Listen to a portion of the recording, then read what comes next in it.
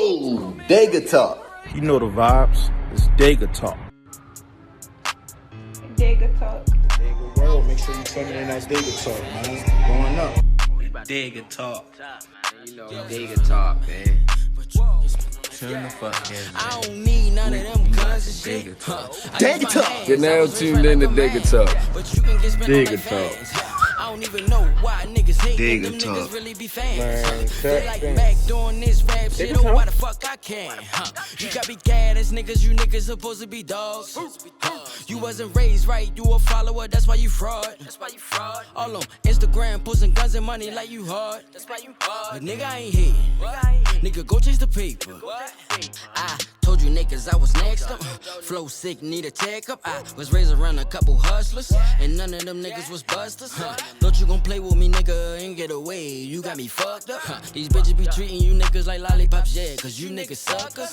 This is the part where you do your little two-step jig. I'ma keep Question. Yes.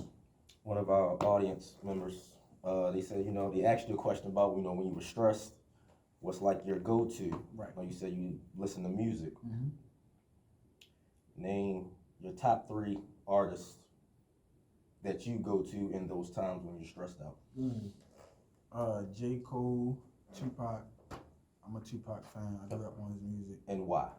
I feel like he showed both sides of how you can, just be in life. Like he showed the side where, we need to really get, be as one and get on our tip. But he also showed the side, like the dear mama side, to keep your head up side. So I feel like it was a perfect balance of just, just being a human being. That's why I got Me Against the World tatted on me. You know what I'm saying? Yo, me too. I got Me Against the World. I don't remember what mine is. Somewhere on me. Because of Tupac, because I grew up on his music, so like that's where I kind of like take a whiff of like the knowledge and like the good and bad with the good. So J. Cole, I like J. Cole because like if I need some like if I go to like a space mentally where I need somebody to talk to me and nobody else can talk to me, his music really just talk to me and bring me back down. You know what I'm saying? So Yeah, for sure. J. Cole. J. Cole. Who's your third person? My third person was Meek Mills. Oh yeah. Hold on, wait a minute. They get you hyped. Yeah. I think Meek Mills because I like the way how he put like Chino on and he shows Baltimore a lot of love. So I like Meek Mills. I actually opened up for him, so that was good. Like I met him, opened up. Personally got to meet him. And yeah, I like his music. Motivating, very motivating. Talk some of that stuff we be going through. So I like that. Those are not 3 top artists. I would go to like if I needed to listen to something. That's a good list. Next question. If you can sit down with the younger you from 13 years ago, what's one sentence that you would say to him? You stupid. Yeah. That's a deep question. I would say, damn. Don't change nothing you're doing, little me. The you from 10 years ago. Me 10 years ago. What's one thing that you would say to them? Stop worrying about other people's problems because you got your own problems that you need to worry about. Shoot, I had to go through that 10 days ago. Every day for me. Every day, Yeah, right? I mean, it's still very, I still, it's like Superman. It's like nobody never sees the other side of the cake where it's wet, So, for sure. when you wiping your eyes and stuff, because you going through stuff, nobody ever, so, Yeah, and I get that a lot too because I'm like that person that everybody like calls me because I'm goofy, I'm gonna make you laugh, I'm gonna do whatever I can to try to make the situation better. So sometimes that like weigh on you, especially when you feel like you don't have that person that you can call and dump your problems on. Yep. I mean, me personally, I have good friends that I built over the years that I actually am fortunate to be able to. I can call him up or call anybody in this crowd up and be able to talk to him. But everybody don't have that, and sometimes like it's a lot of pressure. So that's why I definitely agree with you when you were saying earlier it can be a lot of pressure. Just even when we was somebody asked you before the cameras was on, like you be like, I'm used to being on the cameras, they always on and stuff like that. Yeah, always right there. Like, and it's pressure. The reason why I think it's pressure too, because you got the club culture, then you got the culture outside of the club culture. That's so much pressure because it's like when you try to do something for the culture, it's just that one entity that just be like, well, you ain't do it this way, so I don't like it. It's always gonna be. It's always gonna be like that. But I look past a lot of that stuff because it's bigger than me. That's it. Simple, plain, it's bigger than me. It's not about me. Yeah, for sure. Last question. If you can remember one of the first times when you left Baltimore to, I guess, experience anything new, dancing wise, what was one of the first things that you seen that made you go like, dang, this is really how life is and not everything that I've been seeing in Baltimore? Like, what shocked you when you went to that place? Well, when I went to LA for a week, and they were doing the same thing that we were doing back home, but it was more structured.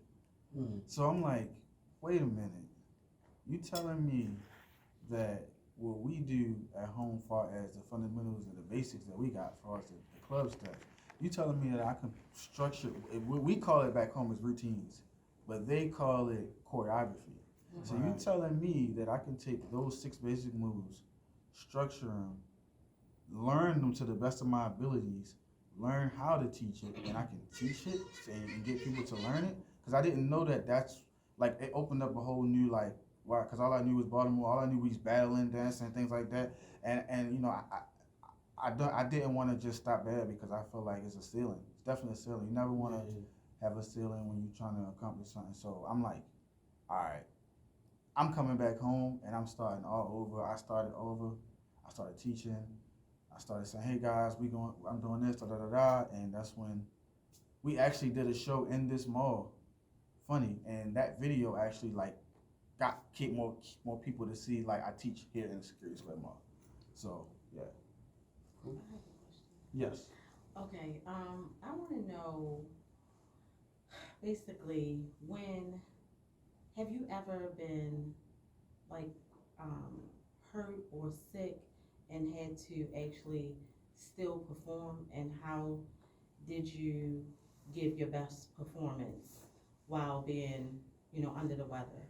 I was under the weather one time. I had to perform with TT, and like, I had actually told her I couldn't make it. I said I couldn't make it because I don't feel good. You know what I'm saying? So my stomach had a headache. It was crazy. I kept sneezing. It was crazy. I don't know what it was. It might have been Corona. I don't know. But COVID before COVID. Right. But I had set up 2 other dancers to try to be there to help her. Because I always show up. So I don't want to not have somebody for her to be there, and they bailed out of me last minute. So she said, all right, it's fine, I'll do it, whatever. But I don't never want to leave. If I set it up, that just looked bad on me, just in general. So I never want to leave anything looking like that. So I ended up catching an Uber, a Lyft to wherever I needed to go, and performed it out, let it sweat it out. I actually, like, that's good for me. I'm gonna dance. There's people around. I'm gonna sweat it. I'm gonna sweat whatever it is out. So, but yeah, I did that to the best of my abilities, and we rocked it, and that was it. Because the only reason why I asked that question is because you said, in the beginning of this whole segment, you said that, you're there for everybody, your family, and things like that. So I just wanted to know, how did you? Did I, like, does that stop me from doing? Yeah. It actually helps me. Okay. I try to look at everything on the other side. So I try to turn that negative into positive. So like you said, like, just everybody is like, all right, counting on you to be there and stuff like that. So shoot, you know what that's gonna do? That's gonna motivate me to do even more, or do it on a bigger scale, so I can be that person that people come to for real, and it just be like maybe maybe they need me to call somebody. Cool, all right, cool. Maybe they need me to show up. Cool, I'm there. So I just turn it around and try to make it bigger than whatever it is. So. Thank you. You're welcome. Yeah, me personally, I've been learning this little button on my phone called Do Not Disturb. Oh yeah. Because I'm one of them type of people where I literally will answer your call and wake up, and even if I'm asleep and you be like, "Would you sleep?" I'll be like, "No, what's wrong? I'm here for you." Because I be scared that like if I miss your call, something happened and I wasn't there for you. So right. I still be waking up. I don't know how I be feeling the Do Not Disturb, and it's not even like a vibrator, nothing. I just be like, spidey senses going off, my phone ringing. No, actually, no. I do want to say this. The Boop saved my life one time that I was about to die. Like I had an allergic reaction to Elite. I think it was Advil. The brown coating on the stuff I couldn't take. So yeah, I can't. Like I'm allergic to penicillin. Anything with penicillin, and I'm allergic to anything with that brown coating on that, ibuprofen and stuff. I can't take. But I didn't know that at the time. I was calling my mom. We was about to go out to a party. We was about to go to the docks. We deep. We going to the Paradox. Like, and I had a real bad headache, so I took some of the leave. I'm at Advil. I'm like, hey y'all, is this good to take? They like, don't nobody know. So I just like, all right, bet. So I took the Advil, and about like 30 minutes into me, like I started like itching. I started like itching, and then like my throat closed up, and like my face started swelling up. And Boop was the only person that noticed. Nobody else noticed. I'm like, yo, I don't know, I can't breathe. So then he got me to the hospital. He helped me. They got me to the hospital real quick, and they wasn't trying to see me at first, but they was yelling. But Boop and them was like, no, y'all gonna see him. Like, you know what I'm saying? We went to the wrong side of the hospital, and they weren't trying to let us in. Yeah, and I couldn't breathe, and I was like, I needed one of them things in me. EpiPen. Yeah, EpiPen. Cause I was about to. They said that I was about to. Yeah. Yo, a lot of people don't really know. Like, we got like an interesting history. Like in the dance community, we was like Batman and Joker. Yeah. So everybody knew, like, all right, these two people, don't have them around each other too long, but it was super competitive. Yep. But as we got older, people don't know, like, we had talks behind the scenes. You behind feel the me? scenes, Like, yes. even had talks about, fatherhood and personal things. So Facts. we really knew each other for a long time. That's why I was super appreciative that you came on the show. Of course, that's why I had to come. I had to, just say play it back, play it forward. Play it back, play it forward. You saved my life, so. You know what I'm saying? You might be saving my life tonight. You feel me? Hey, bro. Bro, I got him, bro. Like, I like to connect people. I got the sponsorships, man. I got the right people that need to see the right things, man. So let me know what's up. Definitely. Is there anything you want to add, my I got brother? a couple more questions. Oh yeah, take your time. You said that you have a son. Yes. What advice would you give? To all men with kids, whether they're struggling, going through something with anything with the kid, with something with the other parent, just them being stressed out of taking care of the kid, regardless of whatever it may be. Because of course, parenting is a very difficult task that a lot of us, if not all of us, may end up going through. What advice would you give to other men just about, fatherhood, parenthood, something to just keep them going, with inspiration, aspiration? Just say yes. Just say yes, cause just say yes, because at the end of the day, man, all that arguing and all that stuff, man, it's very draining and tiring. But I wouldn't say just say yes, but I really think you should find a good co-parenting method where it's not about you two, because I feel like when it's about you two, it hinders and hurts the child instead of it being about the child. And a lot of that stuff get mixed up in feelings, but past feelings and things like that, because each of you guys are probably not over each other. So I think really, if you really are over each other, y'all need to have a conversation and come to a conclusion. Like, hey, this is not about us anymore. This is about our son. Some people don't understand that. Some people just, you know, they spiral out of control and they make it about them. But once they see that it's hindering and hurting the child, that's when they should come around.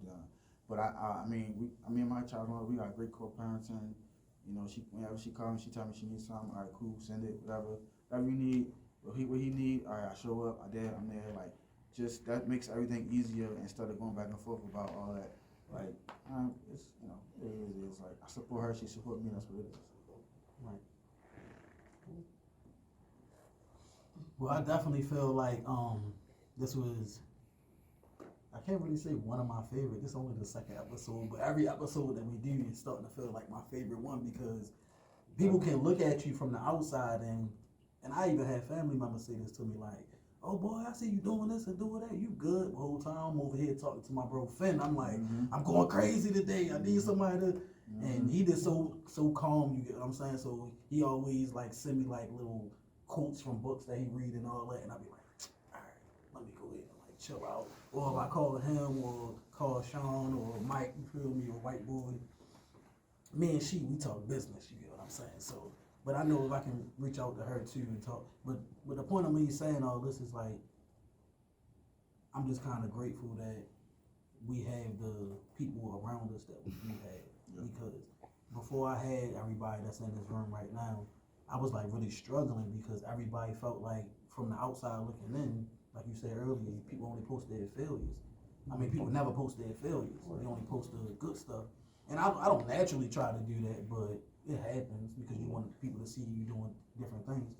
But a lot of people don't know what you're really going through on the inside or behind them closed doors. And people might look at you like, oh, he doing this or he doing that, but you might be like fighting a bunch of demons and stuff. Yeah, no, I definitely fight an uphill battle every day. I fight uphill battle with myself because I feel like no matter what I accomplish, it's never enough for me. That's what I feel like. You know, so when Netflix, like I was pumped that day. Next day I feel like, all right, what else I need to get done and what else I need to do. I don't know why it's like that, but it's like that. It's just, I think it's like a hunger and it's like success feeds that, which is a good and bad thing, but hey, it's life. What more else could you do besides do what you love doing and getting paid for it and traveling and meeting new people